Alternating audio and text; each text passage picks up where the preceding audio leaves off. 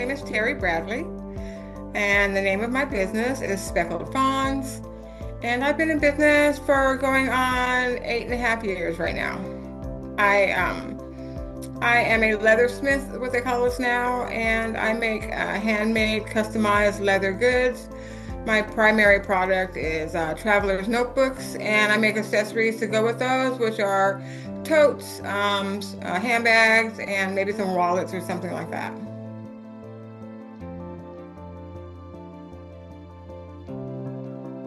So my husband was the primary breadwinner. I did work for a big corporation, and I was what they call like a planner girl. And so it was coming toward the end of the year, and there were these new handmade journals that came out because Etsy was really popular with all their handmade goods. And so I looked on Etsy trying to find a traveler's notebook, and they were all sold out because they were the new, hot item. And so I could never find one. I did find a video that showed how to make them, and I started making my own.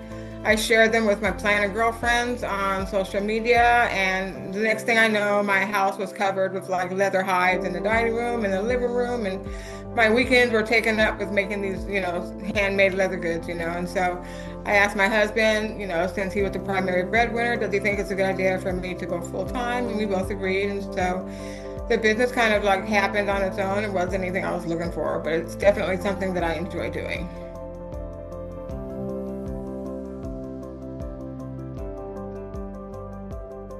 I didn't realize that this was a thing or that I even had it until I spoke to other women entrepreneurs who were falling into the same category. And I see it consistent, with entrepreneurs, even ones that are really, really successful. They'll tell you that there's a thing called imposter syndrome. It's when you don't believe that in your work, you don't believe you can be successful. It's like when I started making these notebooks and they were one of a kind, they were my own creation. My customers started calling me an artist. And when they first started doing that, I literally looked around like, who are they talking about? But I knew inside, like they were calling me an artist. And I knew in my heart that I believed that I was an artist, but it was really hard for me to like, from the outside, envision how they saw me or believe, on the surface that I was an artist. And that's taken me a long time to get there. And I think the problem with that is you don't believe what people are seeing. If you don't believe in what people are seeing, then you really can't reach your peak. You really can't be as successful as your potential is, because I've lost several large contracts because some big, people on social media asked me to make their notebooks, and this one's a tragedy. I went out and bought 3 different hides for one notebook. And they were expensive hides. And I was so nervous because of who this lady was. And she was very sweet. I never finished the notebook, and there was just a lot of stress for me and her just because I didn't believe in myself. But she reached out to me. She saw my work and she knew what I can do, but I didn't believe it, and so just don't overthink the process. Don't overthink if you are able to do this. If people ask you to do something or are coming to you for advice or coming to you to buy your product, believe what they see, and just go with the flow.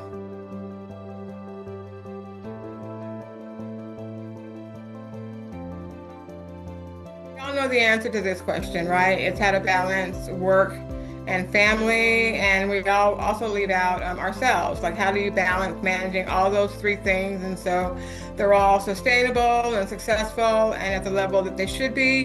And I have not mastered it. I'm still challenged, and I think that's just being honest. I'm still struggling with like, where does most of my priority go? My husband and I are empty nesters, but I still have an obligation to my children, to my family. I have a father that's, 5 hours away. He's elderly, and so I try to help him. And so I'm still struggling to make everything work. I don't know if I'll ever make that happen, because right now I'm a solopreneur. I don't have the staff that I need. That's my priority. But the challenge for that is me having the time to train the staff, and so I just keep pushing. I do want things to reach a certain level of excellence, and I'm not satisfied with where I am right now on any of those levels. And I feel like, because if I'm still here, I can still improve on everything, and so I have a girl tribe that I tend to watch and see how they do things, and if things work for them, I try to pick up some of those cues. try to find some balancing things on my own, try to use some of the AI things that are out there to like save my time, but I just keep trying to do what I can to make it work.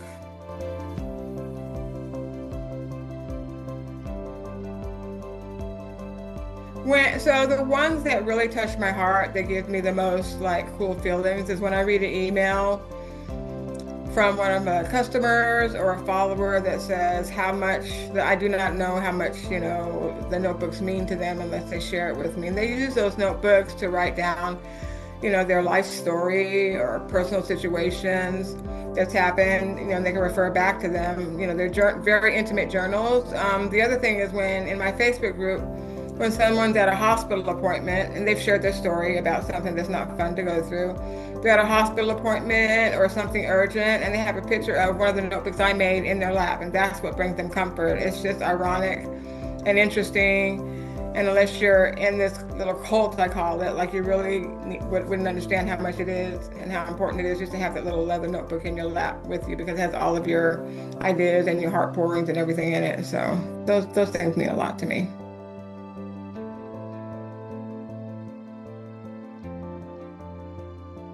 So to me, there's a difference between an idea and a call. And to me, a call is like you just can't get it out of your mind. Like you keep thinking about it, and you're really thinking about the same thing. You're not thinking about what type of business should I start. You have a passion for a certain whatever, and you're trying to figure out how can I make this work. And if you keep doing that, I think the only way to answer that question is to just start. Just start. Put it on paper. Write it out and make a list of what you want to do and just start. You never know where you're going to be until you start. And keep in mind that you're probably going to start. It's going to be really, really challenging, and nothing is perfect. So try not to compare yourself to other people that might be doing the same thing to what you're doing. What I'm finding out now, especially on social media, and if you talk to people that are in marketing, like the customer and the audience is really interested in the person as a real person, and not necessarily an influencer or something they try to become or compare themselves to another business. People follow me. I have my customers because of my niche, and my niche is rustic notebooks with like jagged edges and scarring, and they like that because a lot of the other notebook makers are really nice notebooks, but theirs are like cookie cutter, and so mine are all different. They're one of a kind, they're unique, and they follow me, and they're my customers because of that. So just if you're really thinking about the same thing over and over, go out and do it and take the first step and do it.